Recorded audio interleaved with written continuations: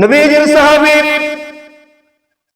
হযরত আব্দুল্লাহ ইবনে আব্বাস রাদিয়াল্লাহু আনহু বলেন, যখন কোন ব্যক্তি গুনাহ করে, এই গুনাহ করলে তার 5 ধরনের ক্ষতি হয়। কয়টা ক্ষতি? 5টা ক্ষতি হয়। আব্দুল্লাহ ইবনে আব্বাস বলেন, যে ব্যক্তি গুনাহের মধ্যে লিপ্ত হয়ে গেল, ওই ব্যক্তি প্রথম যে ক্ষতিটা করলো, বলছে সাওয়াদান ফিল ওয়াজহি, তার চেহারার মধ্যে সৌন্দর্যতার ছাপ থাকবে না, নূরানিত্ব থাকবে না, চেহারার মধ্যে নূর থাকবে না, চেহারাটা কালো হয়ে যাবে।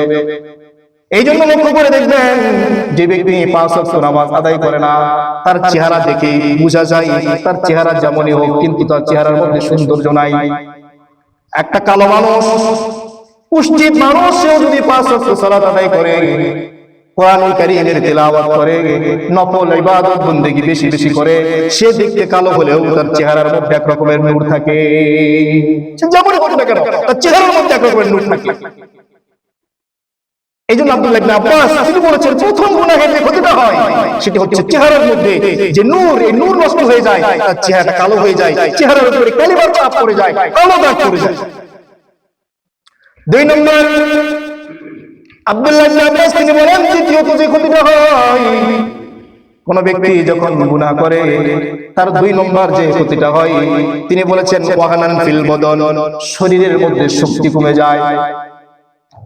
শরীরের মধ্যে শক্তি কমে যায়, শরীরে পর্যাপ্ত পরিমাণ শক্তি থাকে না।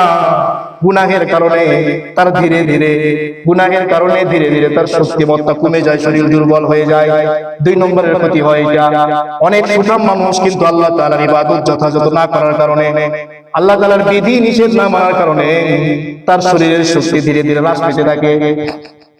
3 নম্বর, আব্দুল্লাহ ইবনে আব্বাস রাদিয়াল্লাহু আনহু বলেন, 3 নম্বরের যে ক্ষতিটা হয় সেটি হচ্ছে দাইয়াকান ফির রিজক, রিজিকের মধ্যে আল্লাহ তাআলা কমতি নিয়ে আসে দেন, রিজিককে সংকীর্ণ করে দেন।